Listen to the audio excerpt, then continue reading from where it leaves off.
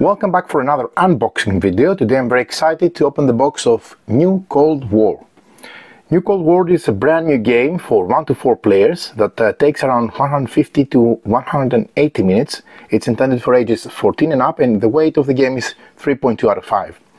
This is a game that falls under the category of war games, political category. It has various mechanisms used throughout the gameplay. Just to mention a few: action points, area majority influence, events, hidden victory points. It has semi-cooperative elements for the 2 blocks, that is, out of the 4 players. Solo mode and variable phase order. The game is a political war game that resembles all these Cold War warfare and political warfare and actual warfare over the last 3 decades, the last 3 recent decades. So one could think of it as a twilight struggle of the modern age in the Cold War, and it will appeal for sure for those who love the game, I would think. Just to mention a bit of the background and the story, the theme of the game. New Cold War is a card-driven game based in the most important geopolitical events from 1989 to 2019. Players lead one of the 4 great powers, Russia, China, US and EU, in the fight for new world order. Initially, the confrontation in between the red bloc, consisting of Russia and China, and the blue bloc, comprising of United States and the European Union. However, each player must also prioritize their own strategy, as there is only one power that can emerge victorious at the end of the game. So cooperation will only go so far in this game. Therefore, this game starts with cooperation between allied powers in the early stages, but becomes entirely competitive as the moment of the final victory approaches. New Cold War utilizes a card-driven game mechanic. Players strive to attain victory by gaining international prestige, dominating the media, and increasing their control of countries and different regions of the world. Other key factors to manage include military force and United Nations Security Council vetoes, and player strategies are determined by a series of hidden objectives they must pursue to achieve victory. The game accommodates 3 or 4 player versions, which includes also a solitary mode with a system with boats.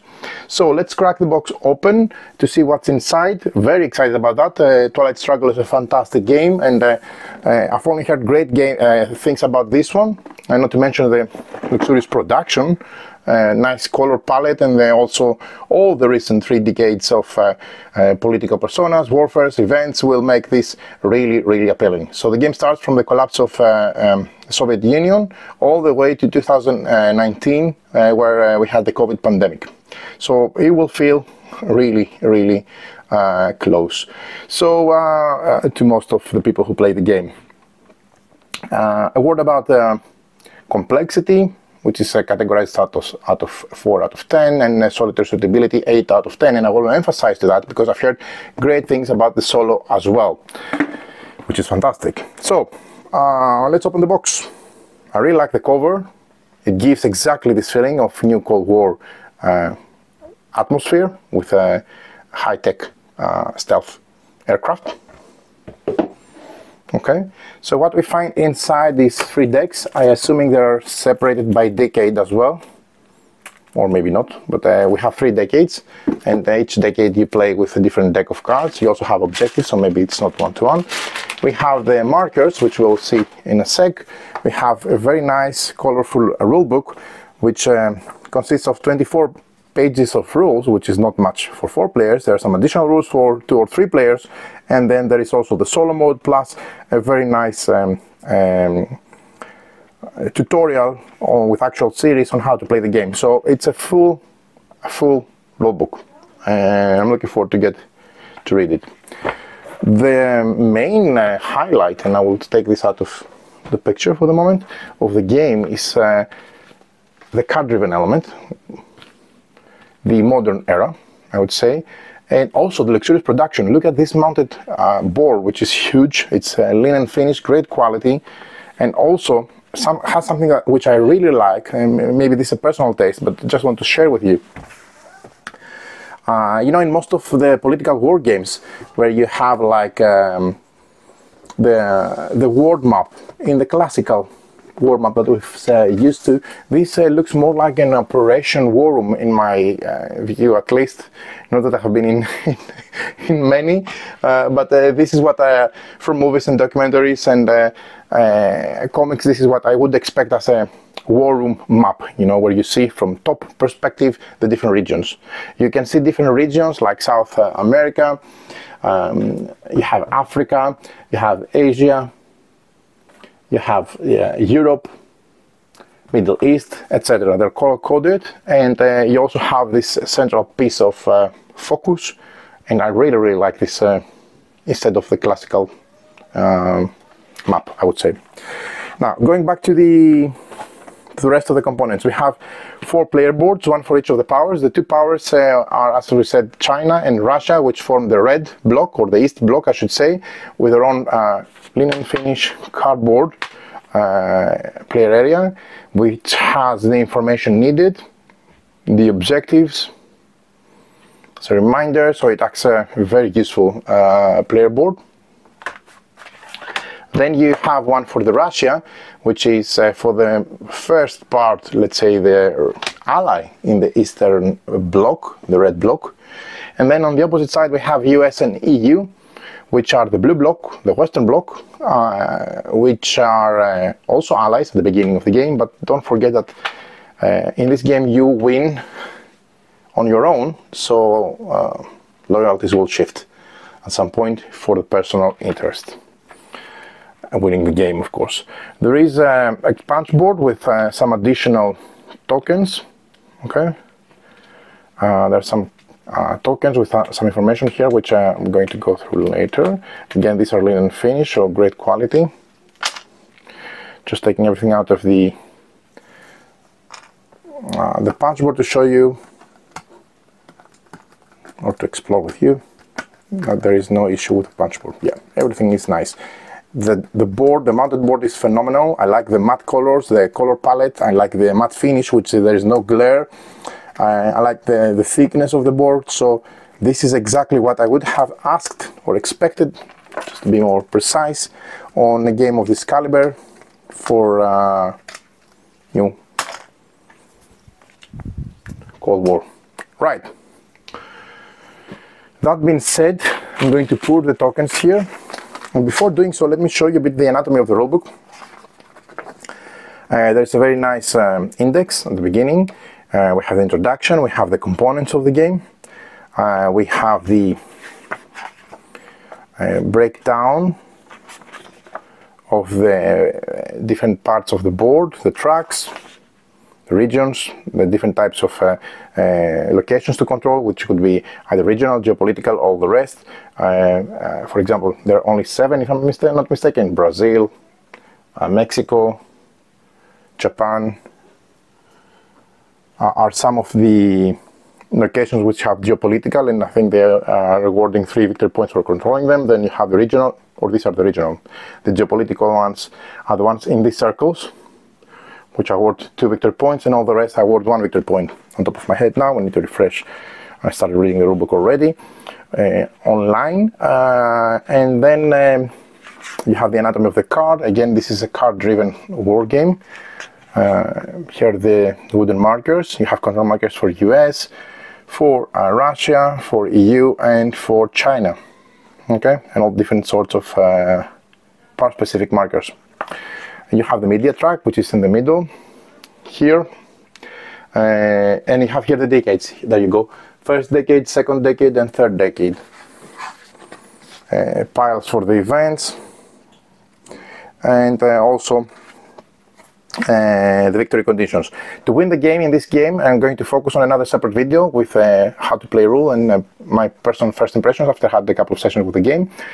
To win the game, you can either win it by fulfilling the secret objectives for your own side, like Russia secret objectives to win for Russia, or US secret objectives to win for US, through all the rounds 2 to 8.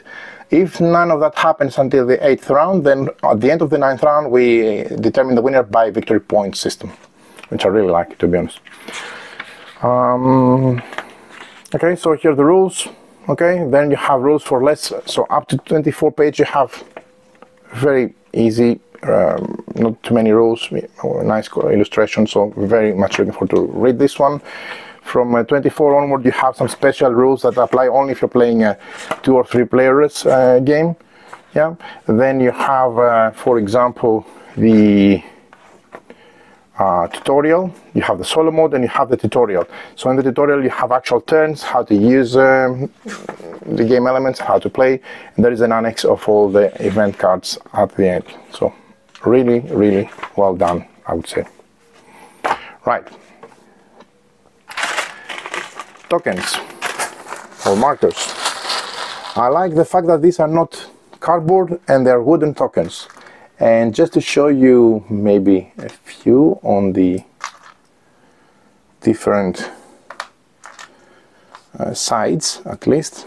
Okay, there are additional, for example, you have additional markers, part-specific markers, but I'm just going to show you the ones for the control.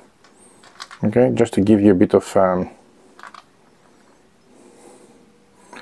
insight how they look. These are not stickers. This is print.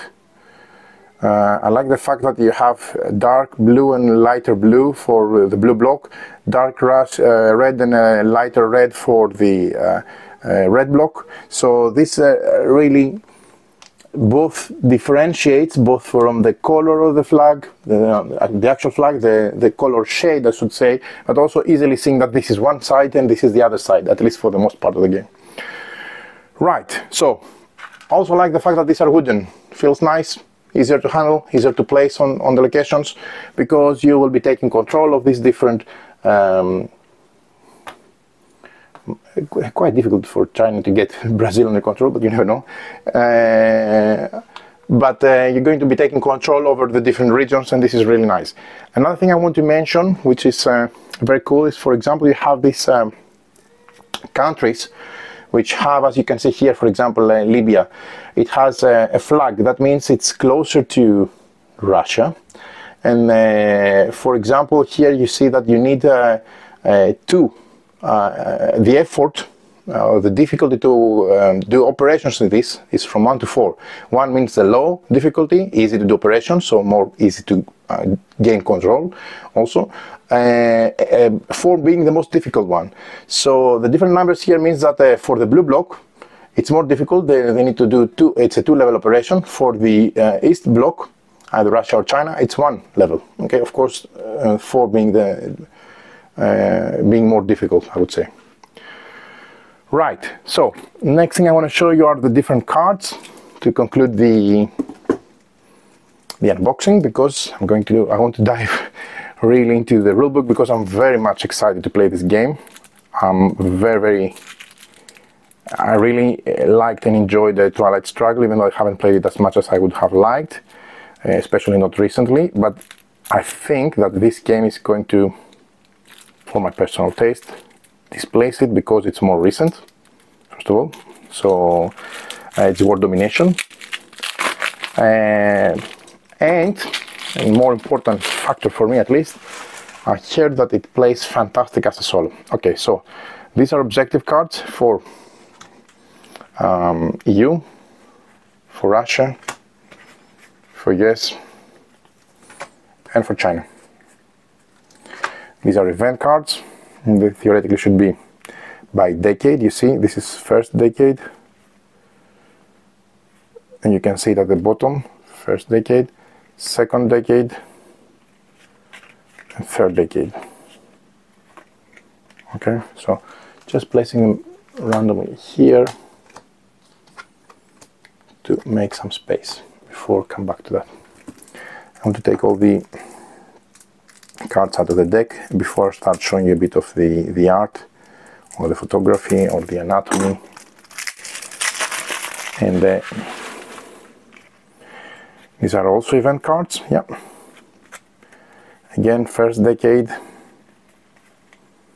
So they go together here. I really like the fact that these are events that, depending on one's age, I suppose, you can relate to, or you can remember at least, or maybe they happened much recently or much close to your region. For me, this is really important. I can really relate better, if you ask me, to more recent events, even though I like some eras like World War II a lot. It's easier to relate to more recent chronological events in political games and in war games, I would say. Right, okay, so last deck, and then I'm going to pick them up and start showing you. First of all, it's obvious that the cardstock is great. That's another thing I like. They are matte print, no glare, as you can see, linen finish cardstock, which is fantastic. Especially for a card-driven game, I want to be able to read the card easily from different angles with different lighting on different tables and different locations, and it looks like this is hitting it just right on that first decade. I need to shuffle them, of course, before playing, because all the US first decade or the US linked are close. Of course, you can play any card for different ways, as you would expect, but more on that on the gameplay later. During your turn, I just say that you draw 4 cards from the respective event deck. You select 3 to play, and then the one you put it on the leftover. Okay, and this is just in a nutshell how your turn goes. So let me show you, since we've done that, the event deck of the first decade. It's going to be quick because just going to show you Atlanta 1996 Olympics, Gulf War, okay, Microsoft Empire, US military bases, the Israeli-Palestinian conflict.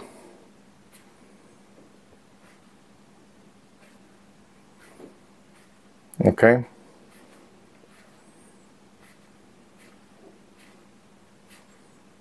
Hezbollah, Chechen War, Mandela, India-Pakistan nuclear escalation. Some things keeps coming back with recent news, and it's amazing. History repeats itself, one would think, and it's a part of another discussion. Okay, so just to show you quickly the first decade, because we see we had the escalation of India-Pakistan nuclear escalation, and this is happening again now in 2025. At least it diffused now, but you see how, what I mean, history repeats itself, really. So that's decade 1, nice set of cards. This is decade 2, the September 11 attacks, Afghanistan and Iraq wars, NATO, Al-Qaeda,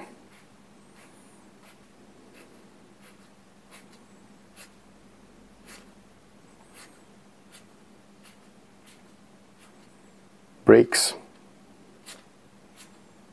Putin,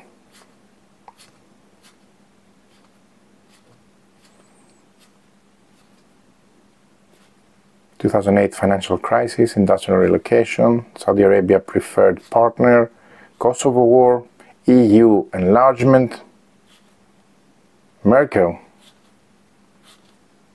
European migration crisis. And the third decade, which goes all the way to 2019, we have Fidel Castro's death, Bin Laden death, Trump, there you go, Obama. So all the world leaders, the recent world leaders are there.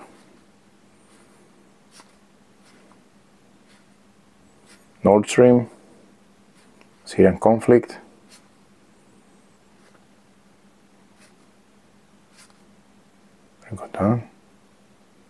Erdogan, Iran nuclear deal, Yemen civil war, Islamic State, Macron, Pope Francis, Brexit. There you go. So this is really, really nice. Again, my personal opinion. Objectives for China. You see, these are secret objectives. For example, Asia and South America. South America and Southeast Asia. And different points Okay.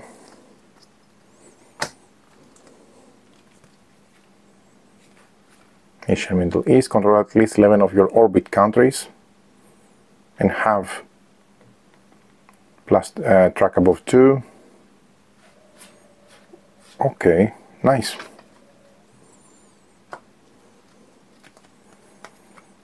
Russian objective. Middle East at least 2 regional powers plus media track above 1. Some very specific objectives. And for European Union, control your orbit countries at least 1 GO in 4 regions. Nice. So there you have it. These are all the components of New Cold War. Very much looking forward to it. Very excited about it from the production point of view, from the gameplay point of view, from the era point of view, and from even the looks of it. So hope you enjoyed this unboxing video. Stay tuned for more from our channel.